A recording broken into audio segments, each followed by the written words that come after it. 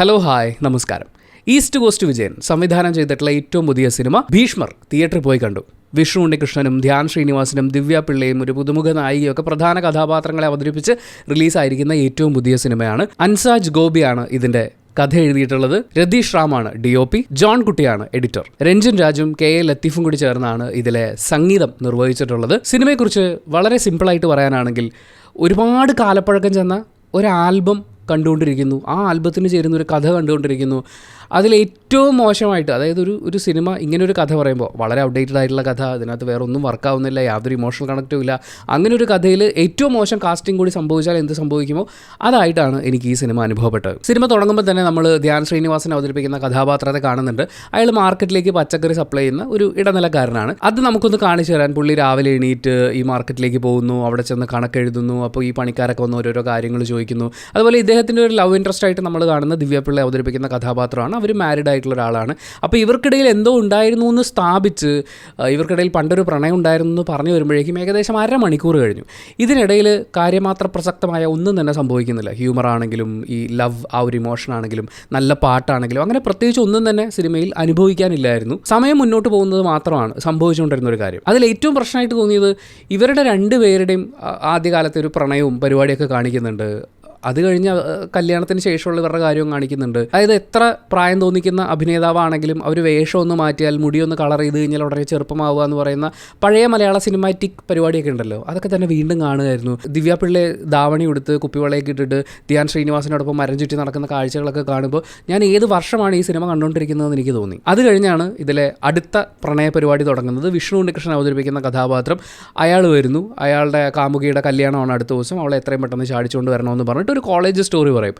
ഞാൻ എൻ്റെ ജീവിതത്തിൽ ഇത്രയും ക്രിഞ്ചായിട്ടുള്ളൊരു കോളേജ് കണ്ടിട്ടില്ല. എന്ന് വെച്ചാൽ ഒരു നായിക കഥാപാത്രമുണ്ട്. എനിക്ക് ആ പെർഫോമറെ കുറിച്ച് എനിക്ക് സഹതാപമാണ് തോന്നിയത്. ഈ ചിരിക്കുക എന്ന് പറയുന്നത്, അതായത് ഈസ്റ്റ് കോസ്റ്റ് വിജയൻ്റെ പഴയ ആൽബങ്ങൾ എന്ന് വെച്ചാൽ ഞാൻ സ്കൂളിൽ പഠിക്കുന്ന സമയത്ത് കണ്ടിട്ടുള്ള ആൽബങ്ങളുണ്ട്. മാപ്പിള പാട്ടുകളുടെ സെറ്റപ്പ് ഉണ്ടായിരുന്നു, അതുപോലെ മറ്റ് കോളേജ് പ്രണയഗാനങ്ങളൊക്കെ ഉണ്ടായിരുന്നു. ആ സമയങ്ങളിലൊക്കെ നമ്മൾ കണ്ടിട്ടുള്ള വിഷ്വൽസ് ഉണ്ടല്ലോ, ഒരുപാട് കളർ ബോളുകളൊക്കെ ഒരു ഫ്രെയിമിലേക്ക് ഇങ്ങനെ തത്തി പോകുന്ന കാഴ്ചയൊക്കെ എടുത്തു വെച്ചിട്ട് അത് മറ്റേ പ്രണയത്തിൻ്റെ എന്തോ ഉദാത്തമായ ഫ്രെയിമായി കാണിക്കുന്ന ആ പരിപാടി വരെ ഇതിനകത്ത് കാണാനുണ്ട്. അതിൽ ഈ നായിക വന്നിട്ട് എനിക്ക് മനസ്സിലാവുന്നില്ല എന്തായിരുന്നു ഈ നായികയെ സെലക്ട് ചെയ്യുമ്പോഴുള്ള ക്രൈറ്റീരിയ എന്നുള്ളത്. ഒരു ഒപ്പനയൊക്കെ നടക്കുന്ന സമയത്ത് സെൻട്രൽ കൊണ്ടിരുത്തുന്ന മണവാട്ടി എന്ന് പറഞ്ഞു കഴിഞ്ഞാൽ എല്ലാവർക്കും ഒരു കൺസെപ്റ്റ് ഉണ്ട്, ഇത്ര നിറം വേണം, ഇല്ലെങ്കിൽ മാക്സിമം വെളുപ്പിച്ച് വെക്കുക, അവർക്ക് ചിരിച്ചുകൊണ്ടിരിക്കുക എന്ന് പറയുന്ന ഒരു പ്രോസസ്സ് മാത്രമേ ഉള്ളൂ. അങ്ങനെ സെലക്ട് ചെയ്തൊരു നായികയായിട്ടാണ് എനിക്ക് തോന്നിയത്. ആ നടിക്ക് അറിയില്ല എന്താണ് സിറ്റുവേഷൻ എന്ന് പോലും അവർക്ക് പറഞ്ഞു കൊടുക്കാതെ അവർ ഉൾപ്പെട്ടിട്ടുള്ള ഒരു പ്രശ്നത്തെക്കുറിച്ച്, വളരെ ട്രോമാറ്റിക് ആയിട്ടുള്ള ഇവൻറ്റിനെ കുറിച്ച് ഒരാൾ പറഞ്ഞുകൊണ്ടിരിക്കുമ്പോൾ ഇവരപ്പുറത്തിങ്ങനെ പുഞ്ചിരിച്ചുകൊണ്ടിരിക്കുക. ഞാൻ എന്താ പറ്റി? അത് കഴിഞ്ഞ് കോളേജിലെ ഫസ്റ്റ് ഡേ ആണ്, ഫ്രഷേഴ്സ് ഡേ ആണ്. ഈ കുട്ടി ഇറങ്ങി നടന്ന് പാട്ട് പാടുന്നു. പിള്ളേരെല്ലാവരും കറക്റ്റ് ഡിസ്റ്റൻസിൽ ഇങ്ങനെ നിൽക്കുന്നു. കോളേജ് മുഴുവൻ ബലൂണൊക്കെ ഇട്ട് കളർ പേപ്പറൊക്കെ വലിച്ചു കെട്ടിയിട്ട് ഒരു പ്രത്യേകതരം ആഘോഷം. ഈ പെൺകുട്ടിയുടെ പാട്ട് കേൾക്കാൻ വേണ്ടി എല്ലാവരും നിൽക്കുന്നു. അത് മറ്റേ സ്കൂളിൽ പരിപാടിയുടെ ഇടയിൽ കൈ ഇങ്ങനെ വെച്ചിട്ടുള്ളൊരു നിൽപ്പുണ്ടല്ലോ, ഇങ്ങനെ നിന്നിട്ട് താളമൊക്കെ പിടിച്ച് പാടുന്നു. ഇത് കണ്ട് നായകന് പ്രേമം തോന്നുന്നു. അവളെ പ്രേമിക്കാൻ വേണ്ടിയിട്ട് നാളെ മുതൽ നീ എൻ്റെ കാമുകയാണ് എന്ന് പ്രഖ്യാപിക്കുന്ന ഒരുത്തൻ, അവനെ പെറുക്കിയെടുത്തിട്ട് ഇടിക്കുന്ന ആൾക്കാർ, ഇവരെല്ലാവരും ഏജ് ഓവറായിട്ട് നമുക്ക് ഫീൽ ചെയ്യുന്നുണ്ട്. അതിൽ വിഷ്ണുവിൻ്റെ കാര്യത്തിന് മാത്രം ക്ലൈമാക്സ് ആകുമ്പോഴേക്കും ഒരു ന്യായീകരണം വരുന്നുണ്ട്. ബാക്കിയുള്ളതൊന്നും എനിക്ക് ഒരു തരത്തിലും പെർഫോം ചെയ്യാൻ പറ്റാത്ത ഒരു അഭിനേത്രിയെ കൊണ്ടുവന്ന്, അതും ഒരു ഡയലോഗ് കേൾക്കുന്ന സമയത്ത് കണ്ണ് നിറച്ചുകൊണ്ട് ഓടണം. അത്രയും നേരം ഇങ്ങനെ വെറുതെ വന്ന് ഡയലോഗ് പറഞ്ഞിട്ട് പെട്ടെന്ന് കണ്ണ് നിറയ്ക്കുന്ന ഷോട്ട് വന്നപ്പോഴേക്കും കണ്ണ് മുഴുവൻ ചുവന്ന് കലങ്ങി എന്തോ മരുന്നൊഴിച്ച് കരയിപ്പിച്ചതാണെന്ന് തോന്നുന്നു, അങ്ങനെ ആവുന്നു. അത് കഴിഞ്ഞ് അടുത്ത ഷോട്ടിൽ ഈ പറഞ്ഞ കണ്ണിൻ്റെ ചുവപ്പൊന്നുമില്ല, പക്ഷേ കരഞ്ഞുകൊണ്ട് ഓടുന്നു. അവളുടെ ജീവിതത്തിലെ ഏക പ്രശ്നം എന്നെ ആര് കല്യാണം കഴിക്കുമെന്നുള്ളതാണ് എന്ന് പറയുന്ന പോലെയൊക്കെ നമുക്ക് ഫീൽ ചെയ്യുന്ന പോലെ.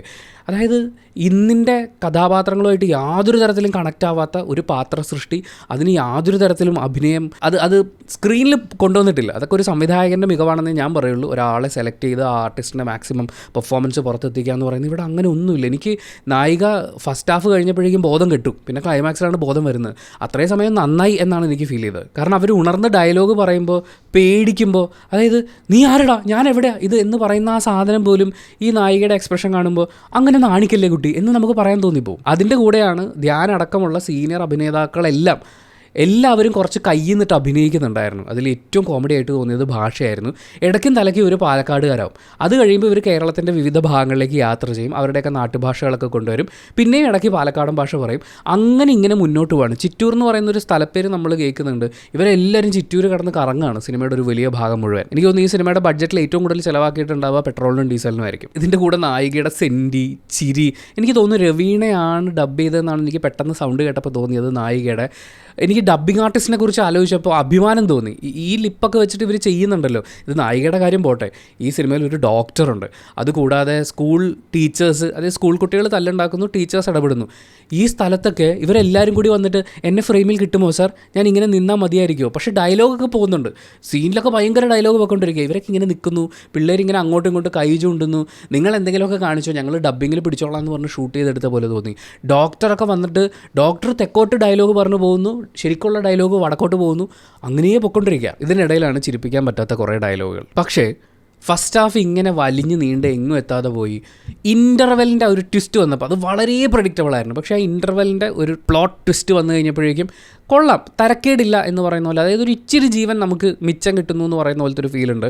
അതിനെ എങ്ങനെ സെക്കൻഡ് ഹാഫിൽ കൊണ്ടുപോകുന്നു എന്നുള്ളതാണ് അറിയാൻ നമ്മൾ കാത്തിരിക്കുക. അപ്പോൾ ഇൻ്റർവെല്ലിന് ഞാൻ പുറത്തിറങ്ങിയപ്പോഴേക്കും ഒരു ചേട്ടൻ, എന്നെക്കാളും പ്രായമുള്ള ഒരാളാണ്, ഇന്ന് വൈകുന്നേരം റിവ്യൂ വരുമല്ലോ എന്ന് ചോദിച്ചു. ഞാൻ പറഞ്ഞു എങ്ങനെയുണ്ടെന്ന് ചോദിച്ചു. ഞാൻ എന്നോട് പടം കണ്ടുകൊണ്ടിരിക്കുമ്പോഴോ പടം കഴിഞ്ഞിറങ്ങുമ്പോഴോ ആരെങ്കിലും ഇതുപോലെ ചോദിക്കുകയാണെങ്കിൽ ഞാൻ കുഴപ്പമില്ല എന്നേ പറയാറുള്ളൂ. പുള്ളിയോട് ഞാൻ കുഴപ്പമില്ല എന്ന് പറഞ്ഞു. വെറുതെ ഒരു ആവേശത്തിൽ അങ്ങോട്ട് ചോദിച്ചു എങ്ങനെയുണ്ട്, ഇഷ്ടപ്പെട്ടില്ല, ഇതൊക്കെ നമ്മൾ പണ്ടേ കണ്ടു കഴിഞ്ഞതല്ലേ എന്ന് പുള്ളി എന്നോട്. അതായത് ഞാൻ പറയാൻ വെച്ചിരുന്ന സാധനം അതേപോലെ പുള്ളി പറയുന്നു. അത് കഴിഞ്ഞ് 8ാം ക്ലാസ്സിൽ പഠിക്കുന്ന ജോയൽ എന്നെ വന്ന് പരിചയപ്പെട്ടു. ചേട്ടാ ഉണ്ണി വ്ളോഗ്സ് അല്ലേ എന്നൊക്കെ ചോദിച്ചു. വീഡിയോസൊക്കെ കാണാറുണ്ടെന്ന് പറഞ്ഞു. അവനും ഏതാണ്ട് അതായത് 8ാം ക്ലാസ്സിൽ പഠിക്കുന്ന കുട്ടി പറയുന്നു, ചേട്ടാ ഇതൊക്കെ 90s കിഡ്സിൻ്റെ കഥയല്ലേ എന്ന്. അത് കഴിഞ്ഞ് പടം കഴിഞ്ഞിറങ്ങിയപ്പോൾ അവൻ എനിക്ക് ഷെയ്ക്ക് ഹാൻഡ് തന്നു. ഞാൻ അവനോട് വീണ്ടും ചോദിച്ചു. സാധാരണ ഞാൻ ഇങ്ങനെ ചോദിക്കാറില്ല, പക്ഷേ എനിക്ക് ഭയങ്കര നിരാശ ഫീൽ ചെയ്തിട്ട് തിയേറ്ററിൽ നിന്ന് ഇറങ്ങാം. അവൻ പറഞ്ഞു hate letter to Malayalam cinema എന്ന് പറഞ്ഞു കഴിഞ്ഞാൽ ഏകദേശം ഇതുപോലെ ഇരിക്കുന്നു. ഞാൻ അവനോട് പറഞ്ഞു, മോനെ നീ ഒരു യൂട്യൂബ് ചാനലൊക്കെ തുടങ്ങണം, നിനക്ക് നല്ല വേർഡ്സ് ഉണ്ട്, നല്ല സെൻസ് ഉണ്ട് എന്നൊക്കെ പറഞ്ഞ് അവനെ പ്രോത്സാഹിപ്പിച്ച് വിട്ടിട്ടുണ്ട്. സെക്കൻഡ് ഹാഫ് ആകുമ്പോഴേക്കും ഈ ഓട്ടക്കാർ മുഴുവൻ ഓട്ടമാണ്. ഓടി ഓടി ഓടി ഓടി ഓടി നമ്മൾ ഉദ്ദേശിക്കുന്ന പോലത്തെ ഒരു ക്ലൈമാക്സിലേക്ക് വരും. പിന്നെ വാരിക്കെട്ടിയുള്ള ഇടി. എനിക്കൊന്ന് ധ്യാൻ ശ്രീനിവാസൻ കുറേ കാലത്തിന് ശേഷം ശരീരം അനങ്ങി അധ്വാനിച്ച് ഒരു സിനിമയിൽ അഭിനയിക്കുന്നത് ഇതായിരിക്കും എന്നാണ്. കാരണം പുള്ളി ഇങ്ങനെ വരുന്നു, നിൽക്കുന്നു, ചിരിക്കുന്നു, ഡയലോഗ് പറയുന്നു, പോകുന്നു, ഇങ്ങനെയൊക്കെ ഒരു പാറ്റേണിലാണ് മിക്കവാറും ഉള്ളത്. സിനിമയിലൊക്കെയുള്ള അദ്ദേഹത്തിൻ്റെ നടത്തമടക്കം എല്ലാം ഒരു സ്ലോ പേസ് പരിപാടിയായിട്ടാണ് ഫീൽ ചെയ്തിട്ടുള്ളത്. പക്ഷേ ഈ സിനിമയിൽ നല്ല ഫൈറ്റ് ഉണ്ട്. ക്ലൈമാക്സ് ആകുമ്പോഴേക്കും നല്ല ഫൈറ്റ് എന്ന് പറഞ്ഞാൽ ധ്യാനിന് ഇതുവരെയുള്ള സിനിമകൾ വെച്ച് നോക്കുമ്പോൾ കുറച്ച് ഫൈറ്റ് ചെയ്യാനുള്ളത് കൊടുത്തിട്ടുണ്ട്. അത് പുള്ളി ചെയ്തിട്ടുണ്ട്. പക്ഷേ ധ്യാൻ സിനിമയിൽ ഉടനീളം ധ്യാൻ ശ്രീനിവാസനായിരുന്നു, ദിവ്യപിള്ള സിനിമയിൽ ഉടനീളം ദിവ്യപിള്ളയായിരുന്നു. എല്ലാവരും അവരവരായിട്ട് തന്നെ വന്ന് അഭിനയിച്ച് തകർത്തിട്ടുണ്ട്. ഏറ്റവും ലാസ്റ്റ് ആകുമ്പോഴേക്കും ഒപ്പനയൊക്കെ കാണിക്കുന്നുണ്ടായിരുന്നു. അതായത് ഈ പെൺകുട്ടി തിരിച്ച് കോളേജിലേക്ക് പോകുക. അവളെ കോളേജ് മുഴുവൻ സ്വീകരിക്കുന്നത് ഒപ്പന കളിച്ചിട്ടാണ് സുഹൃത്തുക്കളെ. ആ ഒപ്പന കളിക്കുന്ന കുട്ടികളൊക്കെ മറ്റേ ക്രോപ്പ് ടോപ്പൊക്കെ ഇട്ട് വന്നിട്ട് ഇത് ജെൻസി കിഡ്സ് ആണെന്ന് തോന്നിപ്പിക്കാൻ വേണ്ടിയുള്ള കോസ്റ്റ്യൂമൊക്കെ ഇവർക്ക് അറേഞ്ച് ചെയ്ത് കൊടുത്തിട്ടുണ്ട്. പക്ഷേ അവർ തന്നെ ഒപ്പന കളിച്ചിട്ടാണ് ഈ കുട്ടീനെ. എൻ്റെ സങ്കടം എന്താണെന്ന് വെച്ച് കഴിഞ്ഞാൽ ആ പിള്ളേർക്ക് ഒപ്പന കളിക്കാൻ പറ്റണില്ല. അതായത് അവർക്ക് താല്പര്യമില്ല ഇങ്ങനത്തെ സ്റ്റെപ്പൊക്കെ ഇട്ടിട്ട് വട്ടം ചുറ്റി ഡാൻസ് കളിക്കാൻ. പക്ഷേ അപ്പോഴും നമ്മുടെ നായിക എന്ന് പറയുന്ന ആ ഒരു ചിരി ഉണ്ടല്ലോ, ഈ ഒപ്പനക്കാർക്ക് സ്ഥിരമായിട്ടുള്ള, അല്ലെങ്കിൽ നമ്മൾ ഈ പഴയ ആൽബങ്ങൾ എടുത്ത് നോക്കിയാൽ അതിലെ നായികമാർ ഇങ്ങനെ നിൽക്കും, എന്നിട്ട് താടി ബാക്കോട്ടാക്കിയിട്ടും മുമ്പോട്ട് ഇങ്ങനെ ആഞ്ഞിട്ടൊരു ചിരിയിരിക്കും. ആ ചിരി ഇങ്ങനെ ചിരിച്ചുകൊണ്ട് പോവുകയാണ്. നിങ്ങൾക്ക് ആൽബമായിട്ടിത് പബ്ലിഷ് ചെയ്യാമായിരുന്നു എന്ന് എനിക്ക് തോന്നി. അപ്പോഴും ഇത്രയും ക്രിഞ്ച് കോളേജൊന്നും ഇപ്പോൾ കാണിച്ചു കഴിഞ്ഞാൽ പിള്ളേർ എടുക്കില്ല. പിന്നെ ഇന്ദ്രൻസ് വക കുറച്ച് ഉപദേശങ്ങളും ഉണ്ട്. അങ്ങനെ ആകെ മൊത്തത്തിൽ വളരെ ഔട്ട്ഡേറ്റഡ് ആയിട്ടുള്ള ഒരു സാധനം വീണ്ടും കാണുന്നു എന്നുള്ളതിനപ്പുറത്തേക്ക് ഒന്നും തന്നെ ഫീൽ ചെയ്യിപ്പിക്കാൻ പറ്റാതെ പോയ, അതിൻ്റെ ഇടയിൽ പ്രണയങ്ങളുണ്ട്, പ്രണയം പൊട്ടലുകളുണ്ട്, ഒളിച്ചോട്ടമുണ്ട്, പരാജയമുണ്ട്, അവസാനം ഒടുക്കത്തെ ഉപദേശമുണ്ട്, അങ്ങനത്തെ കുറേ കാര്യങ്ങളായിട്ട് നിറഞ്ഞു നിൽക്കുന്ന ഒരു സിനിമയാണ്. എനിക്ക് ചോദിക്കാനുള്ളത്, നിങ്ങൾ അവസാനമായ ഒരു സിനിമ കണ്ടിട്ട് വർഷങ്ങളുടെ കണക്കാണ് നിങ്ങൾക്ക് പറയാനുള്ളതെങ്കിൽ, ഒരു ഫുൾ സിനിമ ഇരുന്ന് കണ്ടിട്ട് ഇത്ര വർഷമായി എന്നാണെങ്കിൽ തീർച്ചയായും നിങ്ങൾക്ക് ഈ സിനിമ തിയേറ്ററിൽ പോയി കാണാം. പിന്നെ ഇപ്പോൾ ചൂടൊക്കെ കൂടി വരുന്നൊരു സാഹചര്യത്തിൽ സ്വന്തമായി ഉച്ച സമയത്ത് AC ഉപയോഗിക്കാൻ വേണ്ടി അതിന് വേണ്ടിയിട്ട് AC വാങ്ങുക എന്ന് പറയുന്ന കോസ്റ്റ് കണക്കിലെടുക്കുമ്പോൾ നമുക്ക് വേണമെങ്കിൽ തിയേറ്ററിൽ പോയി കാണാവുന്നൊരു സിനിമ എന്നാണ് എനിക്ക് പേഴ്സണലി ഫീൽ ചെയ്തത്. പക്ഷേ ഇതൊക്കെ എൻ്റെ പേഴ്സണൽ ഒപ്പീനിയനാണ്. സിനിമ ഓരോരുത്തർക്കും ഡിഫറൻ്റ് ആണ്. നിങ്ങൾ ഈ സിനിമ തിയേറ്ററിൽ കണ്ടിട്ടുള്ള ഒരാളാണെങ്കിൽ എല്ലാ സിനിമയും തിയേറ്ററിൽ കണ്ട് വിലയിരുത്തപ്പെടാൻ അർഹതയുള്ള സിനിമകളാണ് ഈ സിനിമ ഉൾപ്പെടെ. അപ്പോൾ ഈ സിനിമ നിങ്ങൾ തിയേറ്ററിൽ കണ്ടിട്ടുള്ള ഒരാളാണെങ്കിൽ നിങ്ങളുടെ അഭിപ്രായങ്ങൾ കമൻറ്റ് ബോക്സിൽ രേഖപ്പെടുത്തുക. കമൻറ്റ് ബോക്സും കൂടി വായിച്ചിട്ട് സിനിമയ്ക്ക് പോകണോ വേണ്ടിയോ തീരുമാനിക്കാൻ കാത്തിരിക്കുന്ന ആളുകളുണ്ട്. അവർക്കതൊരു വലിയ സഹായമായിരിക്കും. പിന്നെ ഈ സിനിമയ്ക്ക് ഭീഷ്മർ എന്ന് പേരിടാനിടയായ സാഹചര്യം അതെന്താണ് എന്നുള്ളത് തിരിച്ചറിയുമ്പോഴാണ് വാവ് മനോഹരമായിരിക്കുന്നു എന്നുള്ളൊരു അവസാനത്തെ അടിവര നമുക്കിടാൻ പറ്റുക. അത് നിങ്ങൾ തിയേറ്ററിൽ മനസ്സിലാക്കുമെന്ന് ഞാൻ വിചാരിക്കുന്നു. Thank you so much for watching this video. Video ഇഷ്ടപ്പെട്ടാൽ മാത്രം ലൈക്ക് ചെയ്യുക, ഇഷ്ടപ്പെട്ടിട്ടില്ലെങ്കിൽ എന്തുകൊണ്ട് ഇഷ്ടപ്പെട്ടില്ല എന്ന് കമൻറ്റ് ചെയ്യുക. ചാനൽ സബ്സ്ക്രൈബ് ചെയ്യുന്ന കാര്യവും ഹൈപ്പ് ചെയ്യുന്ന കാര്യമൊക്കെ നിങ്ങൾക്ക് ഇഷ്ടപ്പെടുകയാണെങ്കിൽ പരിഗണിക്കാം.